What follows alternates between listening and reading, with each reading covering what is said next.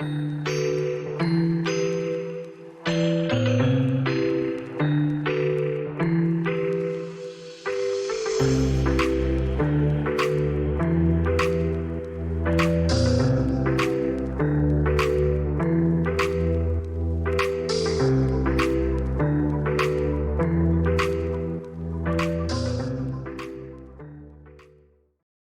good morning, Shalini, and welcome to this episode where we're going to discuss the future of work. This is a series of discussions we are launching with a lot of industry leaders to talk about the trends about future of work, which is emerging right now in the market and what we see and observe in India. So my first question to you, open up the discussion is, there are a lot of options available for people today to work. We started with work from home during COVID, then it became, hybrid, a bit of work from then return to offices, then we spoke about satellite office, etc. So how do you see this evolving work culture in future? What are your thoughts about it? Thank you very much, Santosh. It's a pleasure to be here and to have this discussion with you on a topic which is very, very relevant, because I think the last 2 years have taught us how much the whole work landscape has changed, and what you guys are doing in Micrographio is truly remarkable. So thank you very much for having me here. From your question perspective, I won't speak too much about banking, because I think to some extent, Santosh, banking tends to be a little different. So let me park that aside, but take your question. And the way I see it is there are two sides to it. One, there's clearly a huge amount of advantage that comes from the myriad options that are now available to employees. I think the advantages that come, which are evident for everybody, you can recruit talent from places which earlier I don't think we were able to recruit talent from.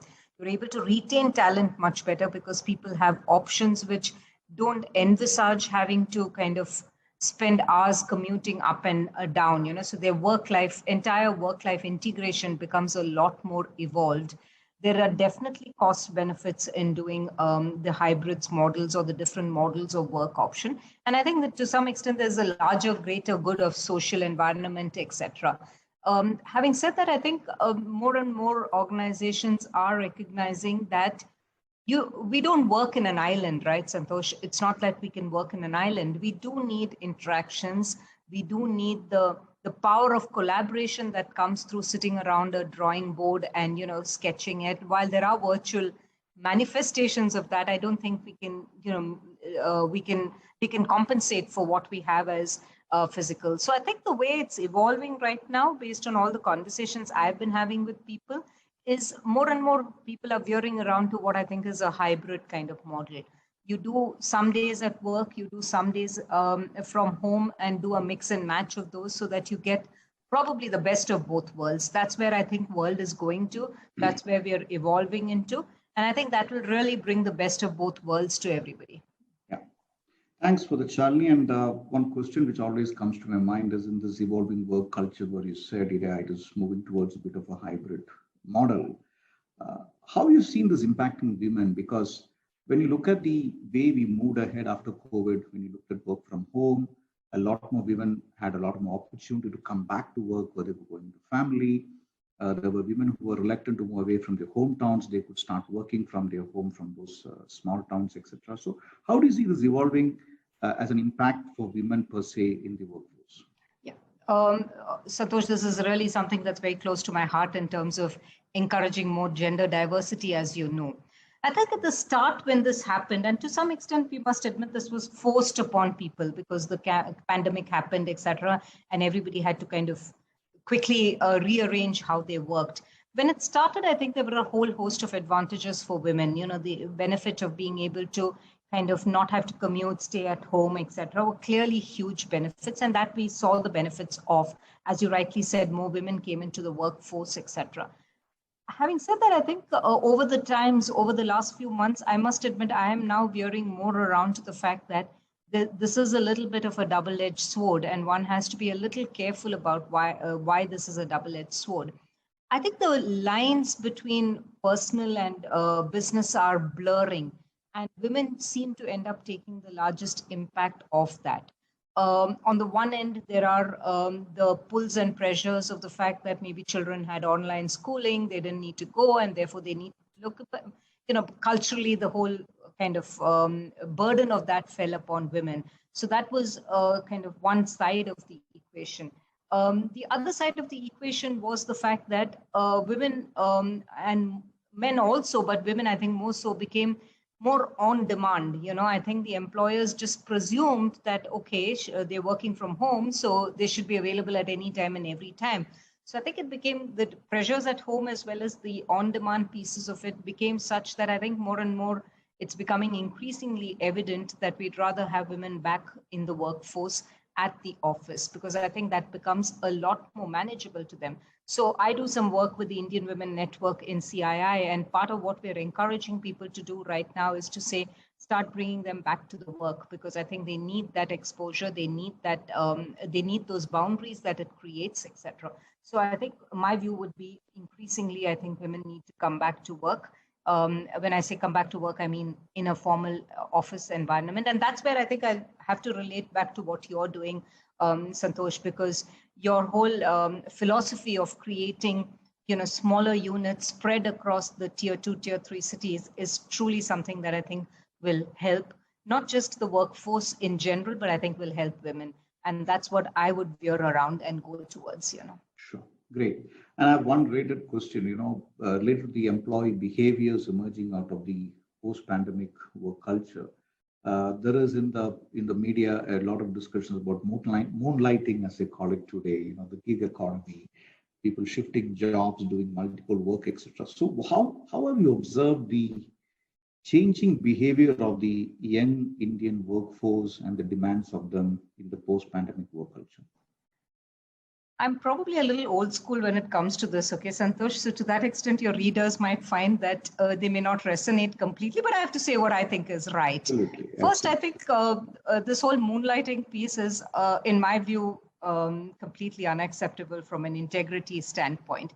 If it's with the permission of your employer and your employer says, I'm perfectly all right with what you do, it's open, etc., that's okay. Even large organizations, you have an ability to kind of do what is called outside business interests, as long as you declare it to the employer and say, listen, I am going to be doing this as an outside business interest. So as long as it's open and transparent, I think there is a fair merit in it. But otherwise, I don't think it's the right thing to do. You can't do that. But your broader point on what is it doing to women, to culture, etc., I think the more people kind of tend to become, to some extent, comfortable in working from home, I believe some of the disciplines that one needs, some of the execution capabilities that one needs, some of the collaborative culture that one needs in an organization does get undermined, which is why I come back to my first answer. I think it's better for an organization to evolve to a hybrid kind of working where I feel you get the best of both worlds. You can give the employee the advantage of being at home, not having to commute, etc., and giving some of those flexibilities.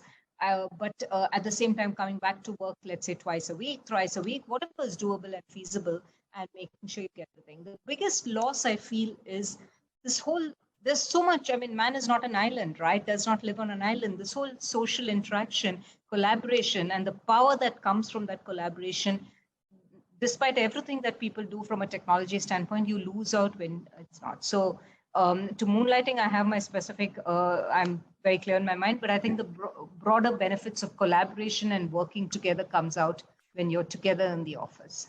Absolutely. And Shalini, relate to the point which you spoke about while you discussed the impact of women workforce and they coming back and working from an office environment and home due to multiple reasons, etc.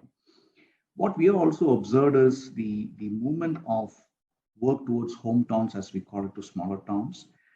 That is not only allowing people to comply with some of the sustainability requirements, but it also helps in cost reduction and a bit of employee retention as well. So do you feel that I mean, when we started Micrographio last year and started the idea of tier 2 towns, the jury was not yet out in terms of how this is going to be accepted, that you work out of satellite offices dispersed across the country. But we strongly believe that work from home is not the whole solution. But so have you seen an emerging opinion converging towards the small satellite office model to work from there compared to work from home, vis-a-vis working from the centralized offices, the mega offices which you've seen in the past? So what have you observed in the last few months in that?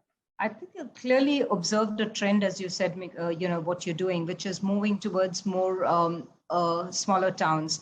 So the large hubs of a Bangalore or a Gurgaon or a Pune or even a Mumbai or a Chennai are a little bit a thing of the past now. I think the more we look at people who want to come into the workforce, who are keen to join the workforce, we believe most of them are looking for something which gives you the advantage of being in your kind of hometown, but with the added advantage of seeing your colleagues, working with them, etc. So the work that you're doing on tier 2, tier 3 is definitely something that's commendable.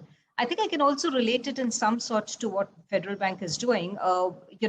We go where economic activity is, right? So this year, as an example, we're opening 65 branches, but these branches are really you wouldn't expect them, and we are not opening them in the Mumbais or the Delhis of the world, but we're opening them in the Karaikals and the Karaikudis and in the Surats and Ambalas of the world. That's where we're opening them. So it's really, to some extent, our strategy follows or mirrors what guys like you are doing, that is where I think the economic wealth of the future is going to be.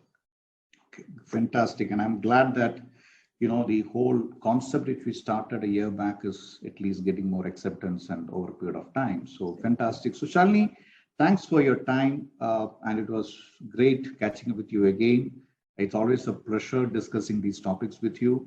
And on behalf of Micrografio, a big thank you for your time and your inputs. Thank you very much, Shalini. Thank you, Santosh. Always a pleasure. Thank you. And all the best for what you're doing, Santosh. Thank you very much.